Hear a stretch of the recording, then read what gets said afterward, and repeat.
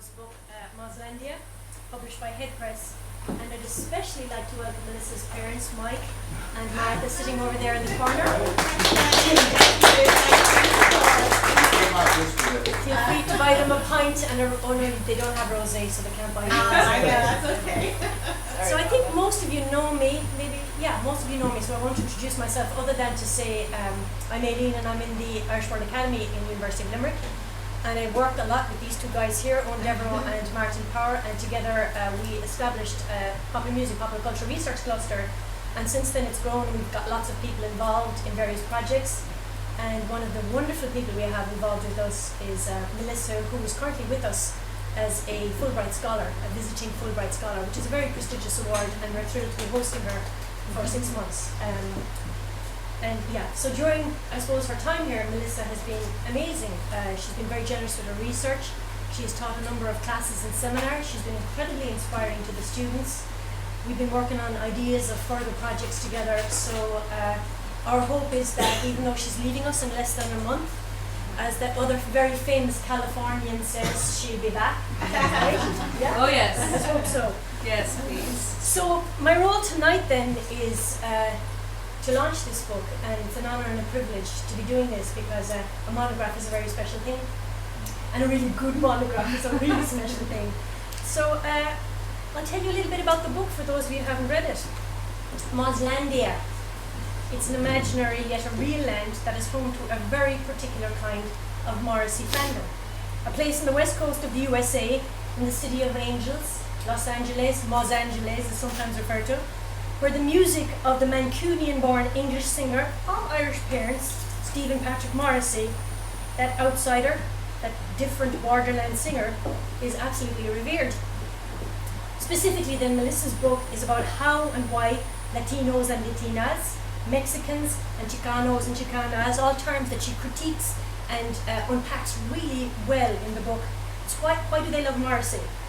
So, Mozlandia is a book that explains, and you say this actually in the introduction, Mozlandia itself, it's a symbolic term, right? Mm-hmm. It's a mapping of the contours of the topography of this Morrissey fandom, specifically in LA.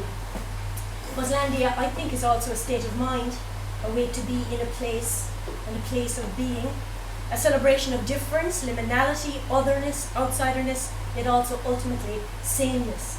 A sameness born out of the love of something that transcultural fans of Morrissey share. So whether you are from geographic, historically contested borderlands, in this instance between Mexico and the United States, in the news a lot lately, or on the borderlands of other rigid, kind of parsed off forms of identification and categorization in terms of class or gender or sexual identity, all things which Morrissey was profoundly good at both subverting and also deflecting, this book shows us how active music consumption and reproduction, how music making, how cultural performance, and how acts of fandom can be your saving grace in helping you understand you.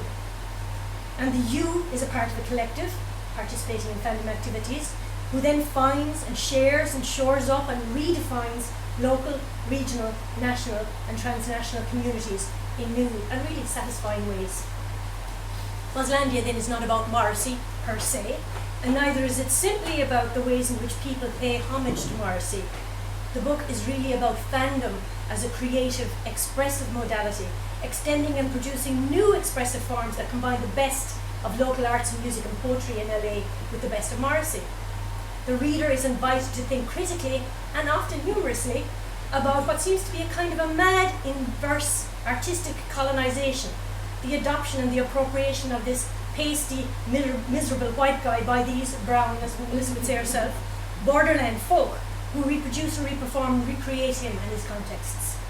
So how does the book do this? It approaches this, I think, by evoking and travelling through Mozlandia in very embedded and material ways. So we get anecdotes, acute observations, maps, really compelling theoretical frameworks, literature and ethnography, and what is produced then is intimate, intelligent, and a really, really sensuous read. We're taken literally on a drive around the neighbourhoods of Los Angeles, encountering spaces and places that are meaningful to Morrissey fans for various reasons. Well, Morrissey lived there, he recorded there, he sang about that, and this is important to us, and we heard this band here. You know, we drive around with you. We witnessed the practice of fans, various tribute bands expressing their appreciation of the Moz canon through authentic reproductions, or groups combining and fusing Morrissey's songs with other genres of music, like mariachi, for example. We stumble upon karaoke singers who regularly and loyally meet hardcore karaoke singers who don't need the word prompts but sing, no, embody Morrissey and Smith songs, singing from their hearts, singing off by heart, performing and embracing otherness, outsiderness, queerness, nerdiness, Morrissiness, and a myriad of other identities. We tune in regularly to radio shows like Breakfast with the Smiths, which shapes the contours of a week, getting a glimpse of those who spin the discs and those who call into the show or tweet to say, play my favourite song. This is community radio at its absolute best. Towards the end of the book, we get a deeply personal fan letter to Morrissey from our author, telling him why he is important to her, but really telling us and her family why he is important to her and her family and her community, why they have chosen Morrissey as a lightning rod for their own creativity and as an avatar for expressing hope, self and community.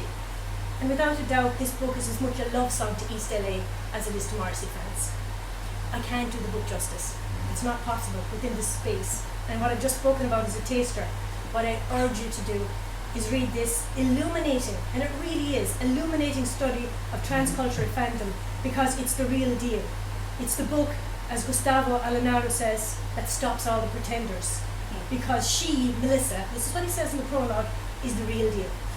And you are getting a detailed insider account with a critical, reflective and reflexive edge that is born out of embodied experience and an absolute passion for your subject. She's also gifted at making theory fun. It's a rare gift, let me tell you. Academic rigor is never in this book gets in the way of a good live story about real people in real contexts in everyday life. But equally, without her piercing insight and the theoretical, philosophical and literary underpinnings of her work, the compelling, crazy and creative world of Mozlandia could never be fully realised, never fully understood and never fully appreciated. So it is my honour and my privilege to launch Mozlandia by Melissa Mora Hidalgo, and I encourage you all please to buy a copy. So I'll hand you over to the author and my inspiring compadre, Dr. Melissa Hidalgo.